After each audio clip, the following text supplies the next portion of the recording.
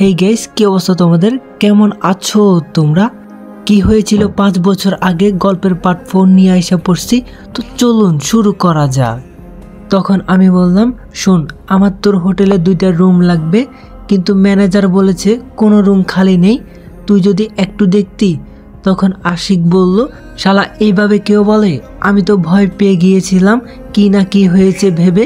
আর আমি ফোন দিয়ে বলে দিচ্ছি। তখন আমি বললাম, শোন, আমি 2 জনের নাম বলছি, এদের নামে রুম বুক করে দে।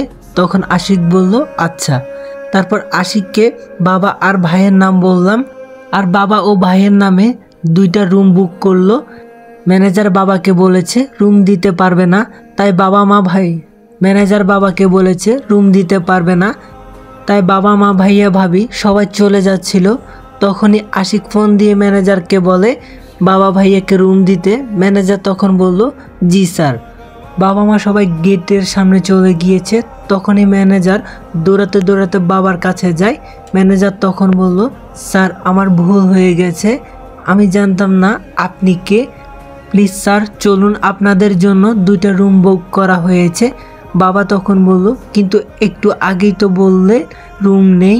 ম্যানেজার তখন বলল, তার জন্য সরি বলছি স্যার, প্লিজ চলুন। তারপর বাবা মাকে নিয়ে ম্যানেজার হোটেলে গেল আর 2টা রুম দিল। আমিও সিগারেট খেয়ে নিজের রুমে চলে এলাম। রুমে আসতে রুবিনা বলল, এতক্ষণ কোথায় ছিলে? তখন আমি বললাম, একটু বাইরে গিয়েছিলাম। রুবিনা বলল, তাহলে আমায় নিয়ে যেতে পারতে। তখন আমি বললাম, সরি, আর আজ আমরা 2জনে সারা বিকাল ঘুরবো। রুবিনা তখন বলল, আচ্ছা। তারপর আমরা খাবার খেয়ে নিলাম। দেখতে দেখতে বিকেল হয়ে গেল। আমি আর রুবিনা ঘুরতে বের হলাম। রুবিনা আর আমি নদীর পাড়ে হাঁটতেছি।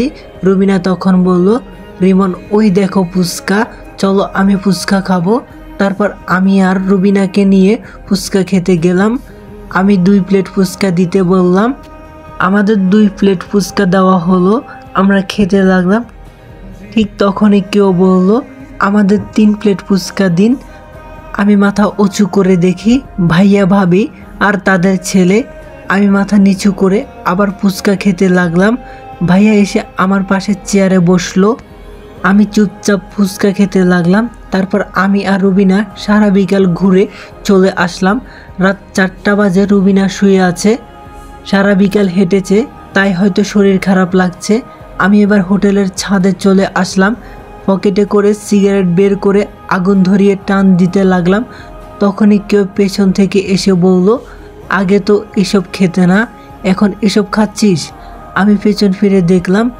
যাকে দেখলাম তাকে দেখে আমি অবাক হয়ে গেলাম, কারণ পিছন ফিরে দেখি বাবা এই কথাটা বলেছে।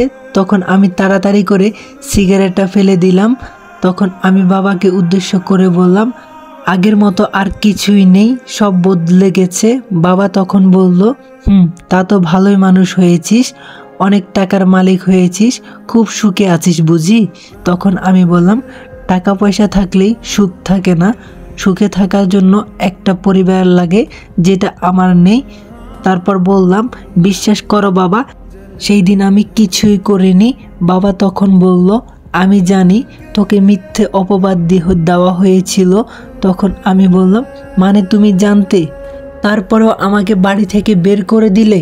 বাবা তখন বলল, আমি সেদিন বুঝতে পারিনি যে তোর ভাবি মিথ্যে কথা বলেছে, তাই তোকে অপরাধী ভেবে বের করে দিয়েছি। আমি তার কিছুদিন পর জানতে পারি। তখন আমি বললাম, কিভাবে জানলে? আসলে আমি আমার বাবার খুব আদরের ছেলে ছিলাম, তাই বাবার সাথে সব সময় ফ্রি ছিলাম।